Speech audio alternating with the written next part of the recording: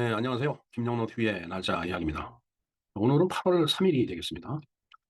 8월 3일은 지난해도 방송은 해드린 적이 있지만 바로 1972년 8월 3일 날 대통령 긴급 행정명령으로 그 사채 동결, 음, 그러니까 어떤 금리가 굉장히 비싼 그 사채를 쓰고 있는 기업들을 위해서 사채를 동결시킨 이제 그런 날이 되겠습니다.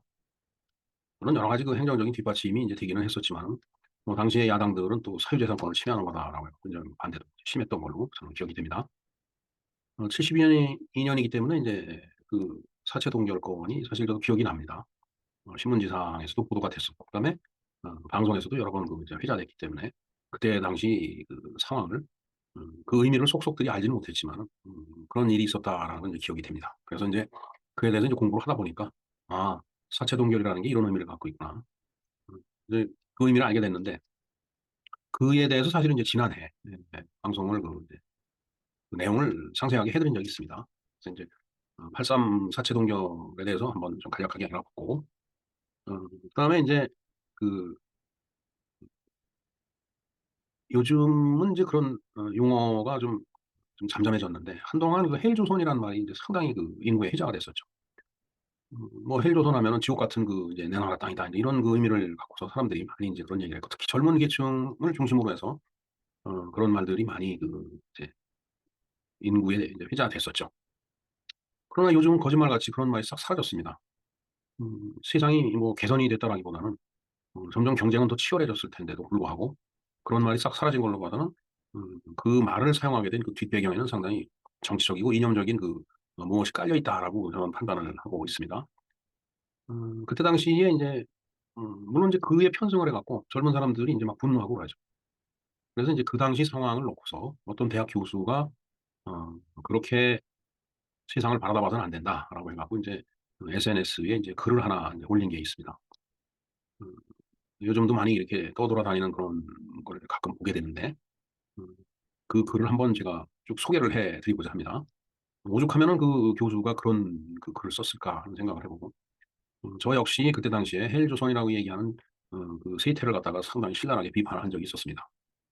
자, 그런 의미에서 83 사체 동결을 그런 대통령 긴급 행정명령 오죽했으면 이제 그런 조치가 있었을까 하는 그런 내막도 좀 하나 보고 그다음에 헬조선이라고 대표되던 우리 사회가 왜 요즘 갑자기 그런 말이 사라졌는지 그리고 그때 당시 그 상황을 놓고서 음, 그런 생각을 해서는 안 된다라고 교훈적으로 타이르던 대학 교수의 글을 소개해 드리는 것으로 하겠습니다.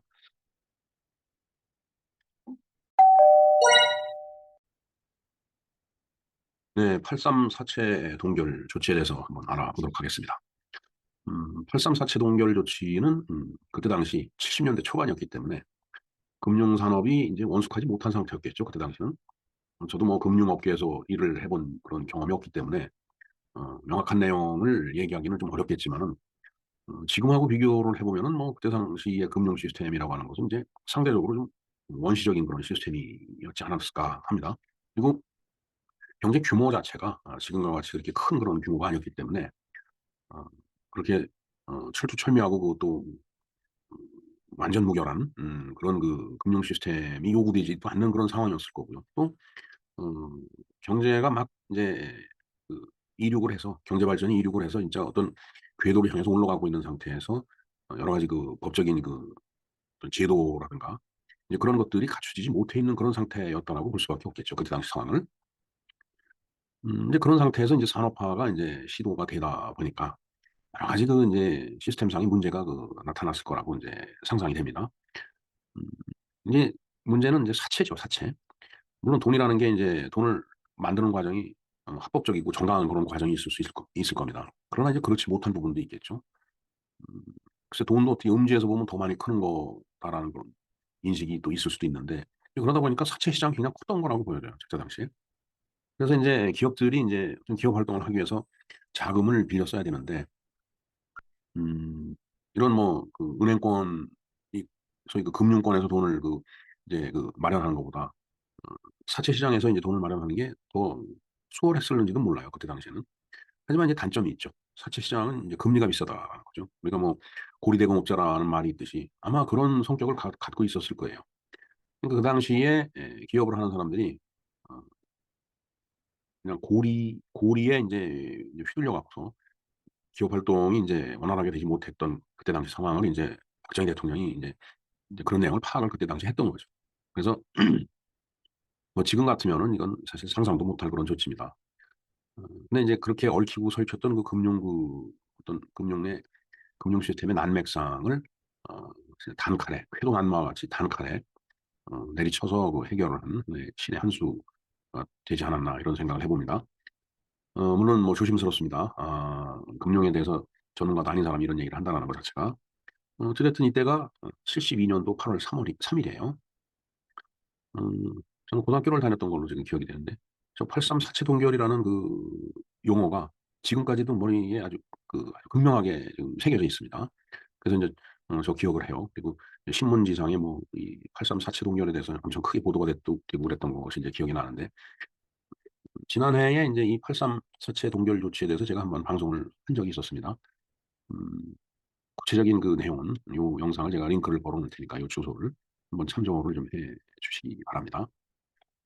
음 그런데 인제 오늘은 사실은 경제적으로 굉장히 어려울 때 뭔가 국가적인 시스템을 좀 개선하고 뭔가 그야말로 혁명적인 변화를 일으키려고 했던 그런 노력들이 있었던 때였기 때문에 그때 당시에 이제 세상에 나와서 어 그 삶을 시작했던 그 세대 바로 저희들 세대입니다 사실은. 저희들 세대가 겪었던 그런 얘기를 어느 교수가 SNS상에 이렇게 썼는지 아마 썼겠죠. 예. 이렇게 돌아다니는 글이 있어 갖고서 그거를 제가 오늘 83 사체 동결과 연관시켜서 좀 말씀을 좀 드리려고 이 글을 좀 빌려 왔습니다. 이 모 교수는 이모 교수가 아닙니다. 이 모 교수는 저와는 뭐 사실 일면식은 없지만은 학교 동문으로 제가 알고 있습니다. 상당히 뭔가 이 SNS뿐만 아니라 어 유튜브라든가 뭐 이런 쪽에서 활약을 많이 이제 했던 그 분이고 어 그다음에 상당히 인제 날카로운 비판을 경제 정책에 대해서 날카로운 비판을 많이 인제 한 그런 분이죠. 예. 상당히 공감하는 그런 얘기를 많이 그때 당시에 했기 때문에 제가 이 글을 좀 빌려 왔습니다. 자, 젊은이들에게 가슴에서 호소합니다. 이 땅이 헬조선이라고 할 때, 이 땅이 살만한 정의가 이루어지지 않는다고 욕을 할 때, 한 번이라도 당신이 조부모와 부모를 바라보고 그런 이야기를 해 주기 바랍니다. 사실 헬조선이라는 말이 참 인제 묘한 말이죠. 헬은 지옥이죠. 조선은 인제 우리나라를 얘기를 하는 겁니다, 대한민국을. 그러니까 '지옥 같은 대한민국이다.'라는 그런 얘기죠. 한때 저 헬조선이라는 말이 상당히 인구의 회자가 됐었습니다. 하지만 요즘은 저 말이 쏙 들어갔어요. 세상이 바뀌어서 저 말이 들어갔을까요? 그게 절대 아니라고 생각을 합니다. 저 헬조선이라는 말은 상당히 용어 프레임 전쟁에서 좌파가 선점을 해서 그 시대의 분위기를 그렇게 끌고 나가는데 아주 핵심적인 역할을 하는 키워드가 아니었나 이런 생각을 해 봅니다. 상당히 정치적으로 그다음에 이념적으로 뭔가 그 아주 적극적으로 활용된 그런 용어가 아닌가 이런 생각을 해 봅니다. 초등학교부터 사실은 이 교수도 국민학교를 다녔죠. 초등학교를 다닌 게 아니고. 근데 요즘은 이제 초등학교라고 쓰니까 이제 저렇게 글을 쓴 것 같아요. 옛날 식으로 읽는다면은 국민학교부터 온유월 태양 아래 학교 갔다 오자마자 왜냐면 이 교수가 살았던 그 시대는 초등학교가 없었죠. 국민학교가 있었습니다. 책가방을 팽개치고 밭으로 가서 김을 메고 저녁이면 새 먹이를 거두려고 강가로 가고 겨울이면 땔감을 마련하려고 산으로 갔던 그런 분들을 쳐다보면서 그런 이야기를 하라. 국민학교 졸업하는 딸은 남의 집 식모로 보내면서 울었던 당시의 할머니를 보면서 그런 이야기를 하라. 대기업이 착취를 한다고요. 한국에 일자리가 없어서 대학을 나오고도 독일의 광산 광부로 갔고 간호사로 갔던 그래서 국제 미화가 되었던 당신의 할아버지 할머니 시대를 의 이야기를 물어보고 그런 이야기를 하라. 지금도 대학을 나오고도 우리나라에 불법 취업을 와서 노동자로 일하는 필리핀과 몽고의 젊은이들을 보면서 이야기를 하라. 신혼 초에 아내와 어린 자식을 두고 지하 방 반 칸이라도 마련해 보려고 중동의 떼약볕 밑으로 건설 공사장에 인부로 갔던 당신이 삼촌들을 보고 그런 응석을 부려라. 월남전에 가서 생명을 담보로 돈벌이를 갔던 당신의 앞세대를 생각하면 하면서 그런 이야기를 하라. 사실 저도 여러 번 그런 말씀을 드렸지만은 우리 앞 세대, 그러니까 아버지 세대입니다. 지금은 이제 대부분 어 유명을 달리한 그런 세대죠. 정말 그분들은 정말 고생을 진짜 많이 한 세대예요. 어 뭐 태어나 보니까 일본 제국주의의 그 하늘이었고, 그렇게 인제 압제적인 통치 아래서 어떻게든 먹고 살려고, 죽을 수는 없으니까 먹고 살려고 노력을 이제 하다가 어떻게 인제 해방이 됐고, 미군정 지나면서 찢어지게 가난한 그런 이 땅 위에 인제 나라를 세우고서 바로 전쟁을 치렀죠. 정말 참 고생 많이 한 세대입니다. 그분들이 정말 아무 수 없었던 이 땅, 폐허된 이 땅 위에서 지금의 대한민국을 만든 세대예요. 지금 이 말을 하는 저도 그분들의 그 자식 세대이기 때문에, 뭐 산업화지만 산업화의 끝자락에서 어떻게 좀 신용을 냈을는지 몰라도 정말 이 나라를 반듯하게 세운 분들은 그분들입니다. 저희 세대만 하더라도 이분들이 앞 세대가 만들어 놓은 그 열매를 따먹으면서 그 인제 성장하고 살아온 그런 세대죠. 그러니까 지금 저희들의 자식 세대, 지금 30-40대 젊은 사람들은 정말 이해를 못할 겁니다. 물론 그 시절로 돌아가자고 하는 얘기는 아니에요. 그 시절 돌아가는 거 싫습니다, 저도. 먹을 것도 없어 갖고, 입을 것도 없어 갖고 그러던 시절. 어 그러나 그때 당시에 그러한 상황을 잊어서는 안 되겠다는 얘기를 여러분들한테 말씀을 드리는 거예요. 그래서 저는 사실 헬조선이라는 말이, 지금 이 교수도 그런 얘기를 하지만은 저는 이해가 되질 않습니다. 어떻게 이 땅이 헬조선이 될 수가 있어요. 그거보다 더 고통스럽고 더 진짜 입을 것도 없고 먹을 것도 없고 즐길 것도 없었던 그런 시대를 살아왔는데, 고맙고 미안하고 그렇지 않나. 정말 고맙고 미안하고 죄송스럽죠. 저는 저희 앞 세대에 대해서 정말 저런 마음을 갖고 있습니다. 앞 세대의 성취와 피왔다면 그렇게 부정하고 폄하하고도 양심의 가책이 느껴지지 않나. 정말이에요. 저렇게 살아온 사람들을 지금 비난하죠. 폄훼하고. 사람들은 내가 미국 가서 박사하고 카이스트 교수하고 반기업 정서에 대항하니까 무척 금수저인 줄 아는가 보다. 나는 위에 적은 일들을 직접 경험을 했고 보고 자랐기 때문에 당신들처럼 그런 배부른 소리를 못할 뿐이다. 네, 저도 마찬가지입니다. 나는 부모 모두 무학의 농부의 아들이고 저도 마찬가지입니다. 그것도 땅 한 평 없던 소장농의 아들로. 참, 저는 아버지가 그래도 장사를 했기 때문에 음 뭐 조금 다를 수는 있어요. 예. 그러나 크게 봐서는 뭐 같은 얘기입니다. 중학교 때부터 등장과 호롱불로 공부를 했다.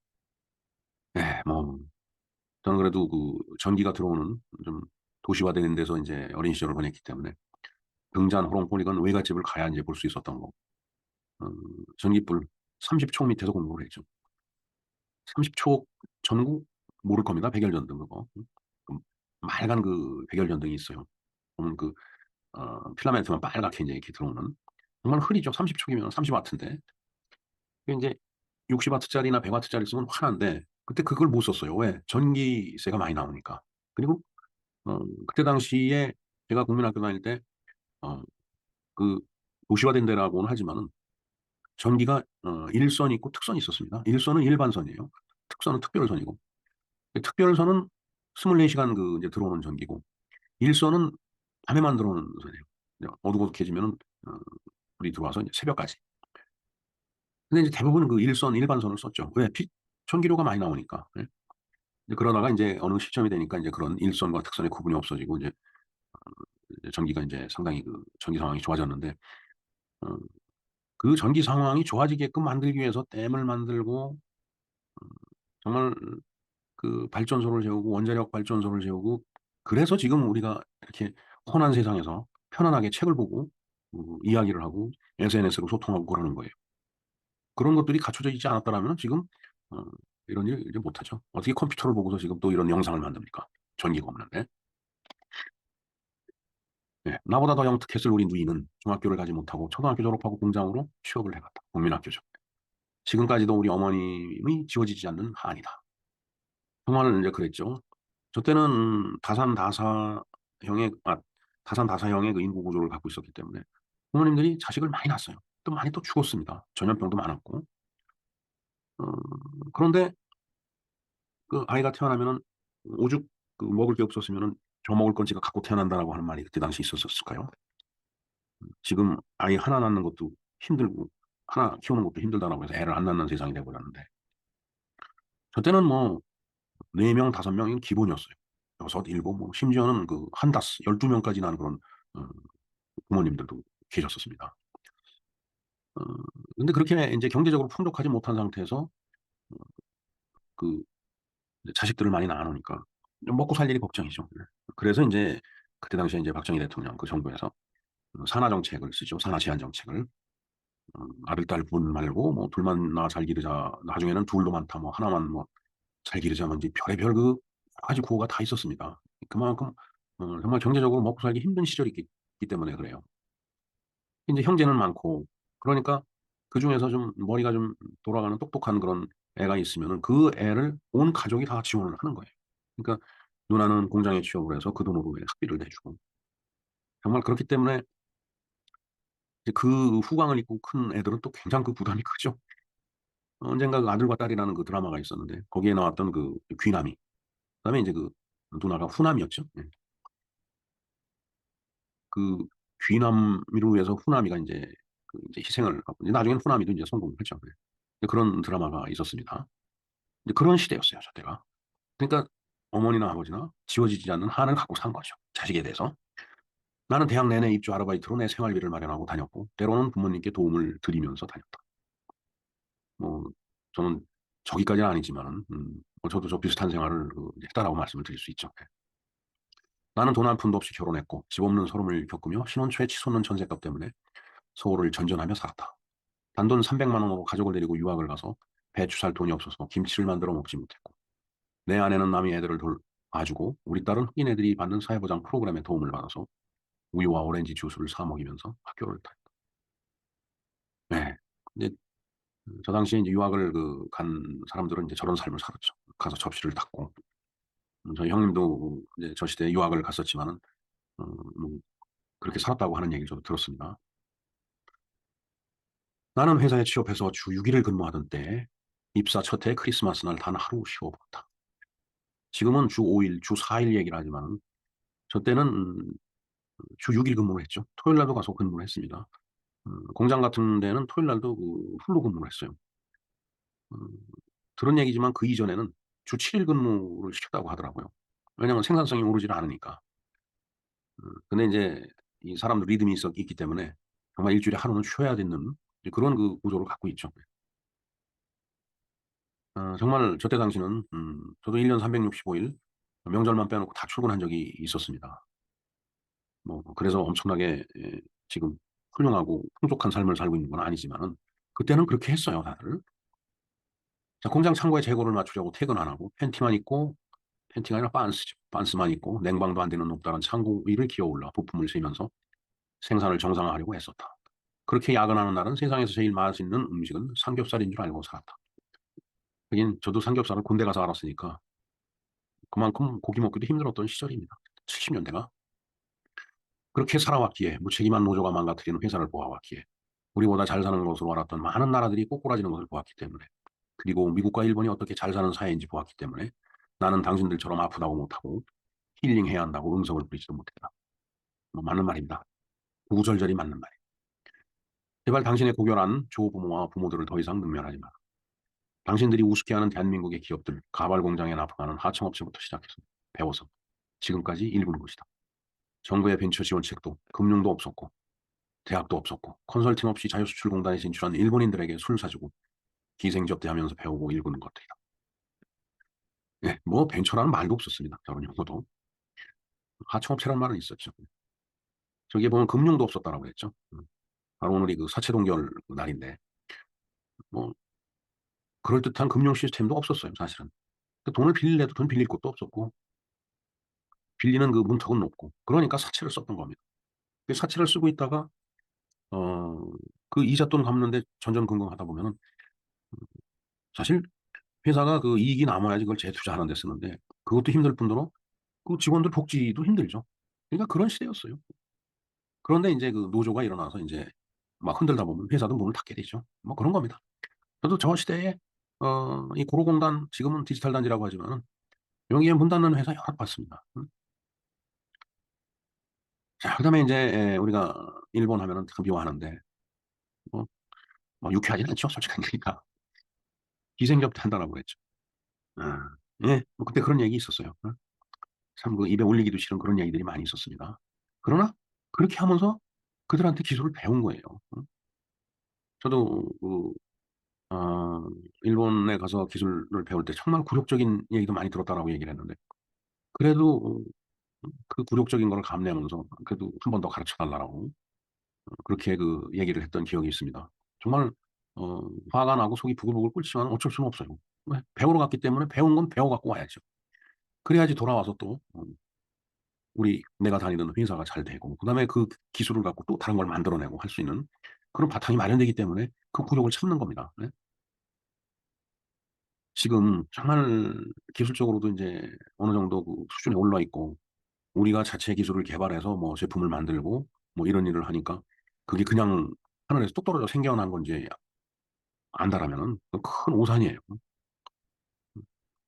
그렇게 하기 위해서 또 정부가 그때 당시에 그 기업을 향해서 그 시행했던 정책들 얼마나 고민을 했겠어요, 그분들도. 참 공무원들도 그때 당시 공무원들도 정말 일 열심히 했다라고 저는 생각을 합니다. 네. 예 다시 돌아와서 "제발 응석 부리고 빈정거릴 시간에 공부를 하고 너른 세상을 보라. 우리 사회가 부족하면 부족한 대로 이유가 있는 것이다. 그 이유를 알뜰하게 공부하고 나서 비난해도 늦지 않다. 사람값이 싸다고 투덜대기 전에 누구 한번 월급 줘 보고 그런 철없는 소리를 하고 월급보다 더 가치 있는 직원이라고 증명을 해 봐라. 그런 직원 찾으려고 기업주들은 눈에 불을 켜고 찾는다." 예 사실 뭐 저도 크진 않지만은 기업을 해 봤습니다. 정말 돈을 꿔서라도 직원들 월급 안 밀리고 월급을 그 지급을 하고 나면은 그렇게 마음이 편할 수가 없어요. 그리고 한때 어려운 때가 있어서 급여를 밀린 적이 있었습니다, 그 몇 개월씩. 정말 잠이 안 오죠. 예. 기업주를 보고 뭐 "착취한다."라고 얘기를 하는데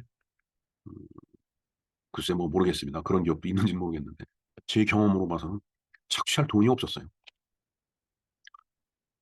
"나는 당신들의 그 빈정거림과 무지에 화가 난다. 그러니 나보다 더 고생하고 생존 자체를 위해 발버둥 쳐야만 했던 나의 앞세대, 내 부모님 세대는 오죽하겠나." 예. 앞세대 부모님들을 생각하면은 정말 눈물이 납니다 사실은. 당신들이 아프다고 할 때 나는 그 유약하고 철없으며 화가 머리끝까지 난다. 당신들이 누리는 그 모든 것들, 스타벅스의 커피, 스타크래프트 게임, 해외 배낭여행, 그 어떤 것들도 당신들이 이룬 것은 없다. 이룬 것은 없죠. 다 이뤄 놓은 것 위에서 당신들이 나간 거.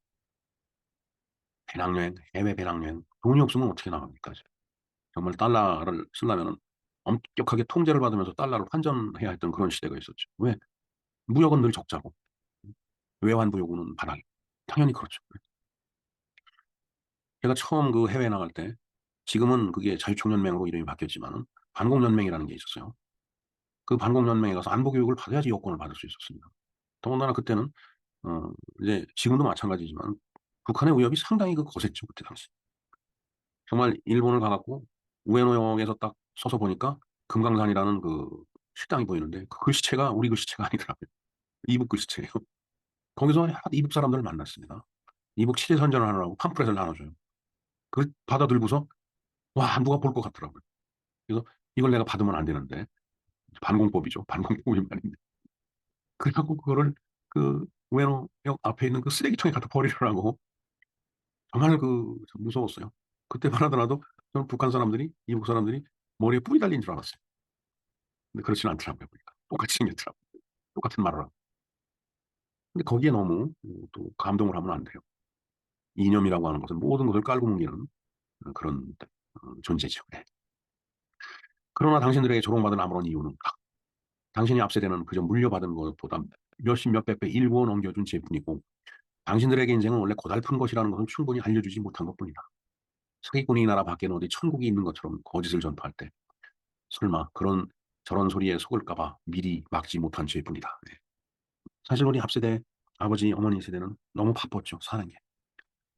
그래서 저희 세대 부모님들이 돌아가실 때 그 자식들이 땅을 치면서 어 인제 울부짖던 얘기가 있었죠. "이제 살 만하니까 돌아가시네요." 정말 가슴이 맺이고 눈물이 나고 목이 메이는 그런 지금 얘기들이 어 우리 앞세대가 갖고 있는 얘기고, 그게 앞세대가 30 년이죠. 먼 옛날 얘기가 아닙니다. 바로 앞에 얘기예요. 여러분들보다 한 50-60년 전 앞에 얘기입니다.